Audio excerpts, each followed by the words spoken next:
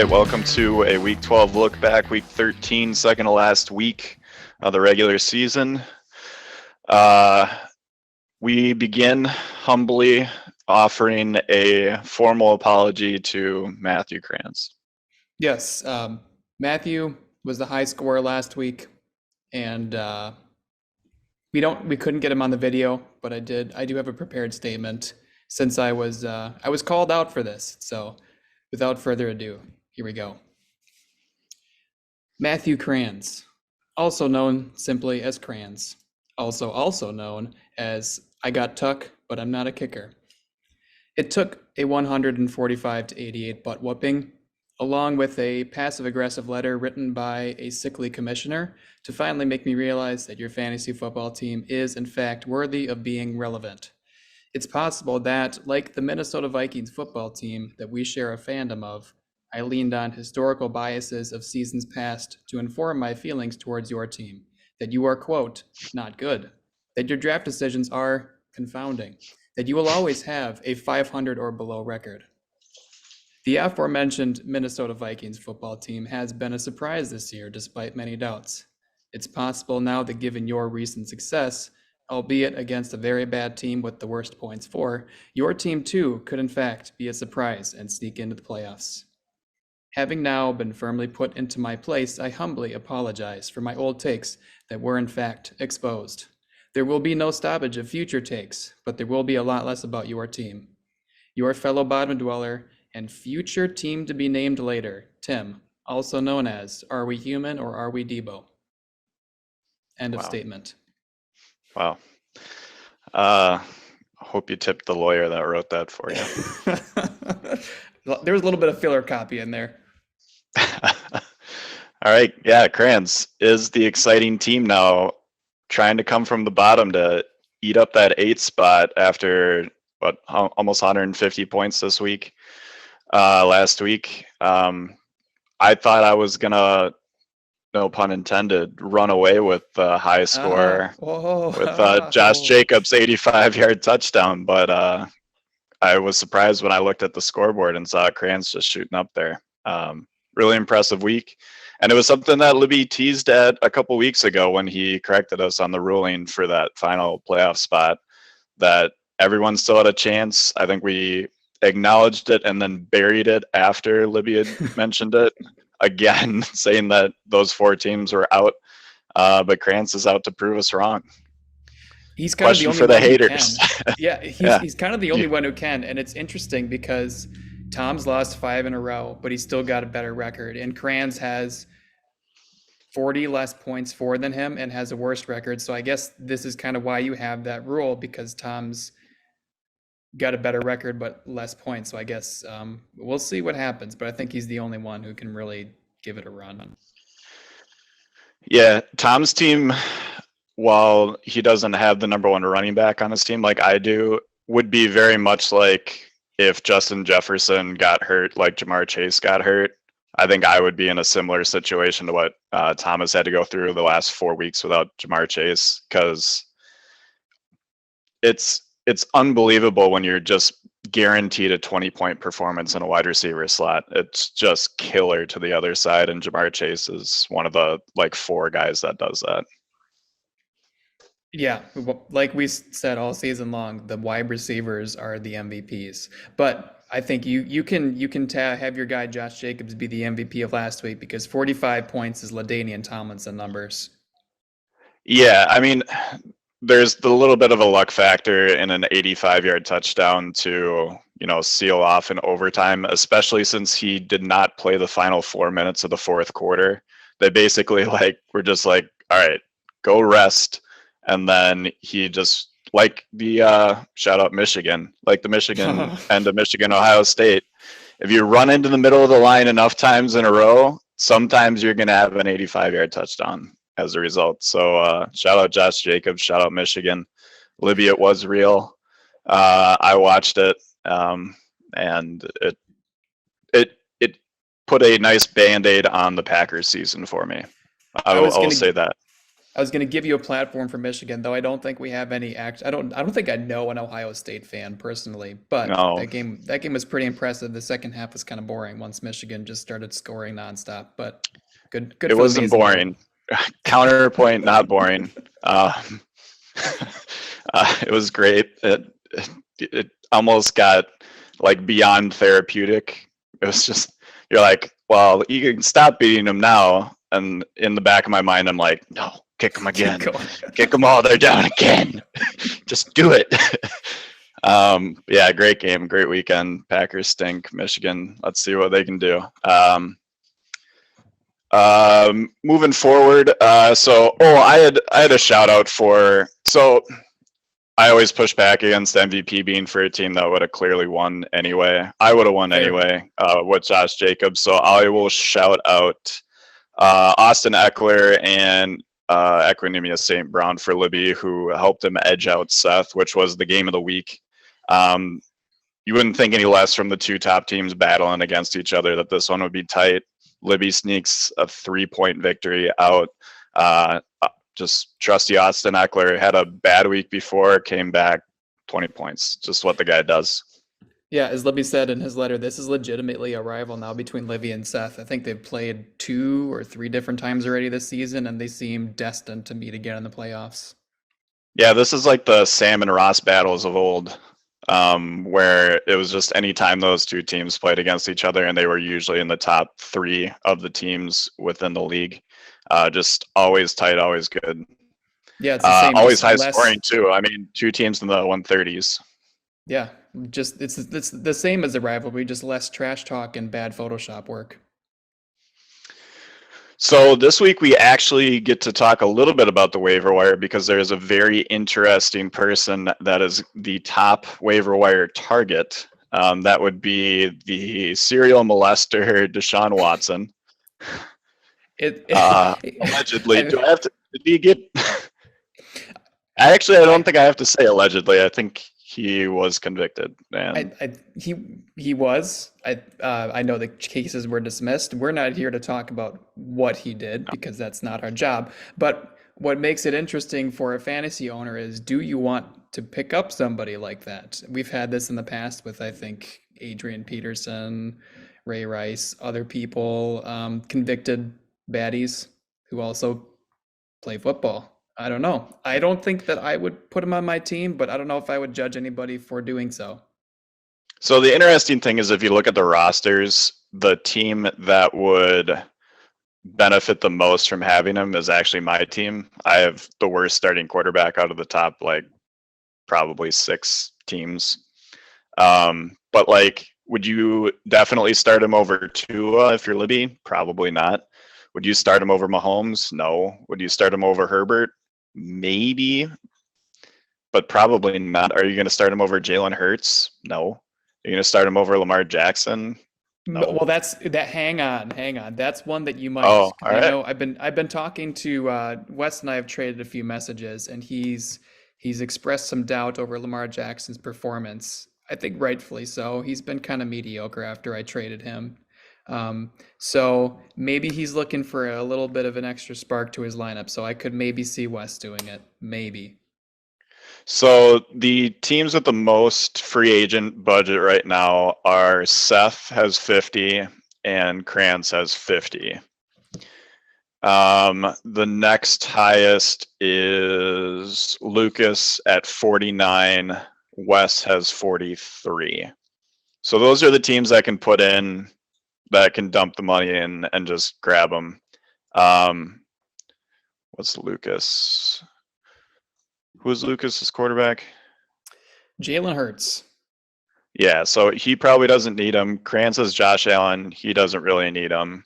And Seth has Herbert.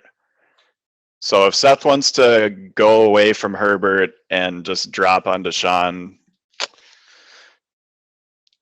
and any one of those 3 guys could grab him so that no one else can have him too.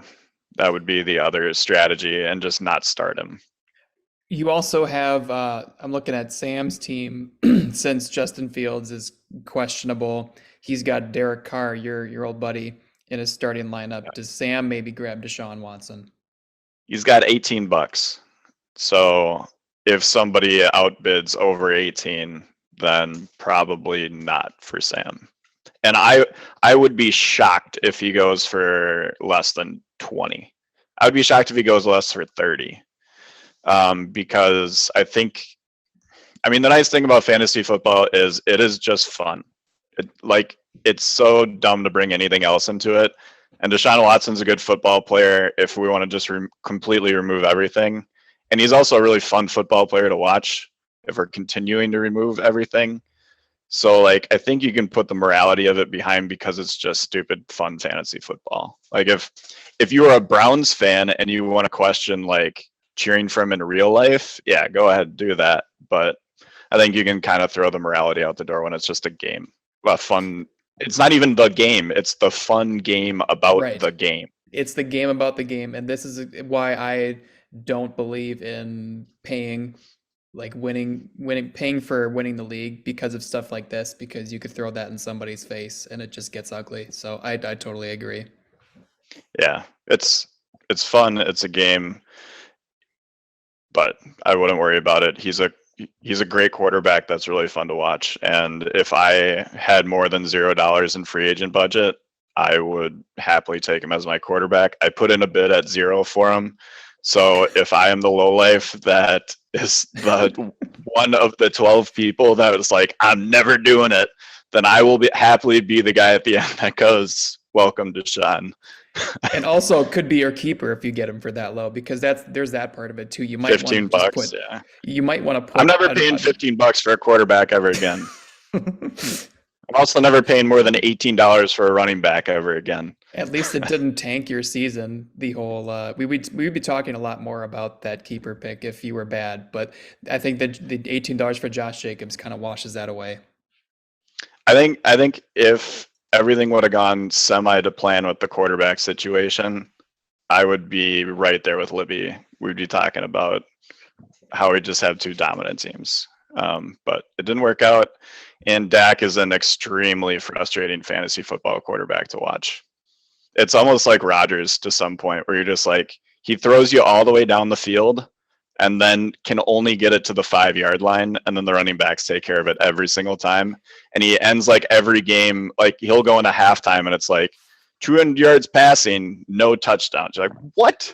Yeah, he doesn't throw touchdown passes. It's wild.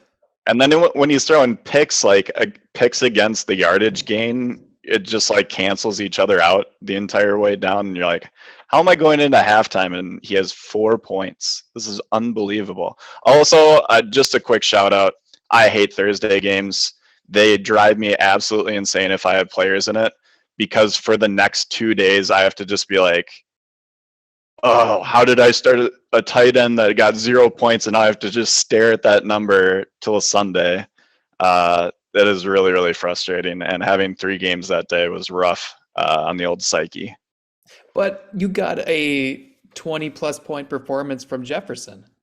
I just take those for granted now. That's true, I suppose. That's my walking around money, buddy. That's walking around. Every single week, I put a 20 in my back pocket and go, "Thanks, Justin." All he does is give. That's all that he does. He's a giver. He's a beautiful, beautiful man, and he has all the respect that I could ever give a Vikings player. That's high praise. The rest of the waivers, I don't think that there's much out there still. But I think if you're looking to add like some guys who can get you points on your team, hint, Tom. I think there's a couple receivers who you could get that might, go off a bit. Mac Hollins is at the top, and we know what he's capable of in a blue moon. There's also some guy named Zonovan Knight, who is a Jets running back playing against the Vikings, who have a bad defense. So maybe that's something. Great first name. Zonovan. I love it. I love it when you take a normal sounding name and just change the first consonant. It's unreal. It works every single time. It's like the Minnesota running back Ibrahim. That's like, isn't that just Abraham, just spelled funky? Ibrahim. I know that I think there was a safety called Jeremiah, like 10 Oh yeah. years ago in the league. Not Jeremiah. Great. And Great then, so I stuff. was thinking about this earlier, and then it sent me into like me just thinking of my favorite NFL name of all time, and I think it's still Lavernius Coles, Oh, Laveranues Coles. Was he on the in Jets. the Bills? Bills are okay, Jets. Well, I think he probably played for the Bills too, but Lavernius Coles is an all-time name. And I also I hope that he was kind of That's true. I'm reaching back on my Madden '06 knowledge, but I was a fan of LG Crumpler. What a great name. The good. Crumpelstiltskin. LG Crumpler. Skin. Yeah, yeah, great. Um, Shout out the weird names of the NFL. They're not as good as some other leagues, but you get some great ones. Um, so looking ahead to next week, this is the second to last one, and then I think Libby said for 14. No, yeah, 14. Hmm. It's the schedule currently as listed in his newsletter that he sent out. Yeah, it's like 1 verse 2, 2 verse or 3 verse 4, 5 verse 6, 7 verse 8, 9 verse 10, 11 verse 12, something like that. But I mean, it could adjust because it is based on standings from Yep. this week. So looking ahead, we've got Sam versus Ross part 2. Big matchup again. Always great when these two go to battle against each other. This week, I don't think it's devastated by bye as bad as the next week Right. after. So this will be a good week of like competitive games. Next week might just be a complete crap show. I think that this week could be the most determining factor week for the playoffs. I think a lot of our spots in the top are locked in, but it's the fringe guys like Tom, West, Sam, that kind of need to separate from the pack, and the pack is just Krantz chasing everybody. And that's another Libby versus Crayons. I mean, Yeah. it doesn't. Crayons just has to put up points. He's got to put guys in that he knows are going to get points. I think Mike White continuing to start for the Jets is just humongous for him. Because what's it, Williams or whatever for It's Garrett Wilson, the receiver that Wilson. he's got. Yeah. And Yeah. playing, and let me plug again, playing a very bad Vikings defense, a good Vikings team, but a bad Vikings defense that gets exposed by quarterbacks. So it could be another big Garrett Wilson week. And Josh Allen is just, he could go for 30 any game. And then what are you going to do when the quarterback for the opposite team hangs a 30? It's just really tough to overcome. It's interesting how well Kranz's team in general has aged this year. I don't really want to go back to before, but he's got like George Pickens has come around as a good rookie. Garrett Wilson's a good rookie. He's got Kittle back. Godwin's come around. DeAndre Swift's back from injury. And I mean, that's a pretty solid team. It didn't start out that way. And he's got Treylon Burks on his bench too, who's also been a good rookie. So And it's well, just Drake London. and Drake London. So I feel like it didn't start out good, but it's kind of coming around. Maybe a little too late, but still. Yeah, I mean, it adds something to these final 2 weeks that he's that close now, that we didn't think was going to happen. And I think rightly so, we didn't think it was going to happen. Congratulations. We issued the apology. I didn't issue. Tim did. No, this was just from me. I don't co-sign that because you didn't trade me Josh Allen when I asked, even though I believe it was more one-sided towards me. But I will continue to hold that grudge, but admit that his team's really solid, and if he can just keep putting up points, I think he's projected for 110 this week currently as his roster set. If he can keep doing that and push beyond, it's right there for him. Yeah, and I think Jamar Chase could be back for Tom. I think I see him listed as questionable. So if Tom can get Jamar Chase back, that could be the key to him locking in that 8 spot. All right, so let's go to our top 8 power rankings, brought to you by Polar Seltzer. I don't have one, but I know you do. Polar Seltzer, I got to get over to the old Casco. Pick up a 36 pack of Polar Is it Seltzer. pick up a 36 pack Costco? Yeah, I gotta go to Costco. All right. So, gosh. Just turn this into the movie Fargo.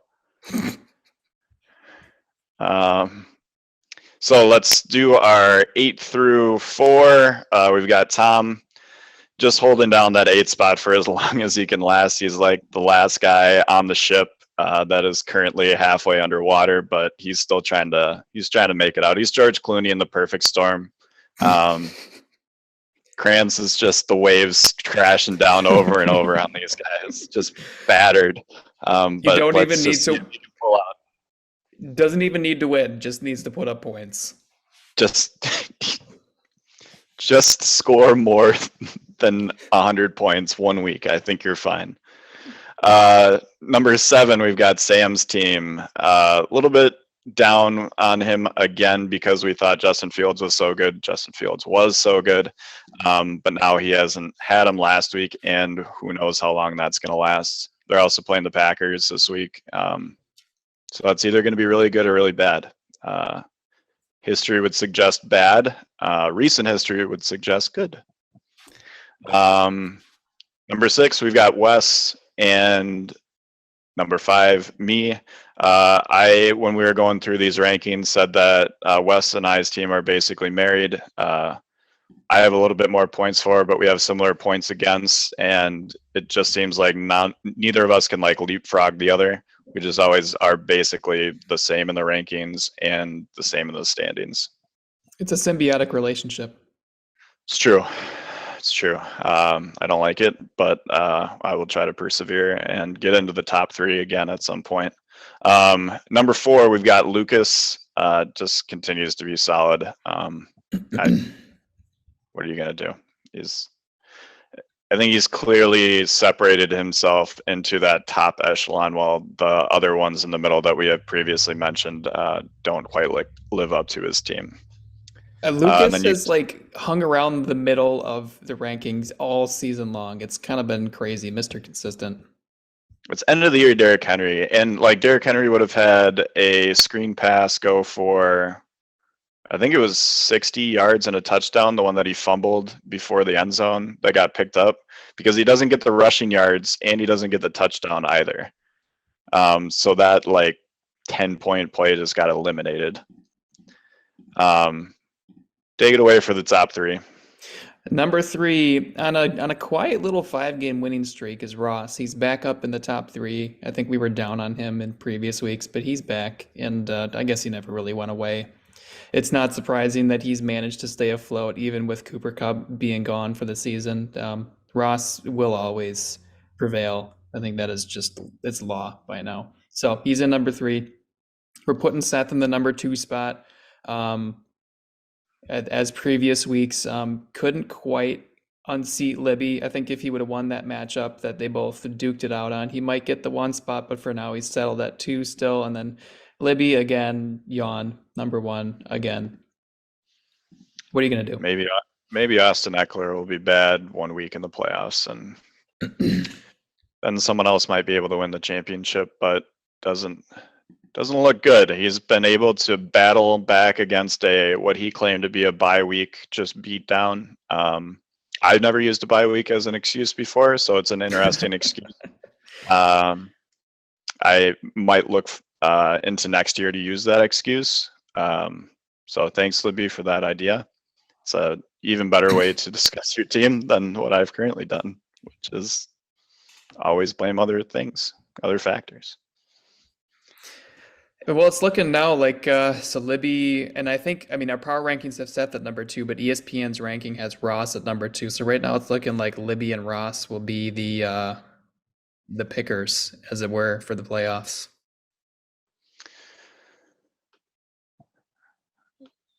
It'll be a fun playoffs, because I think a lot of the teams besides Libby are very, very close, and it'll all just end up being matchups and then who gets hurt on each other's teams.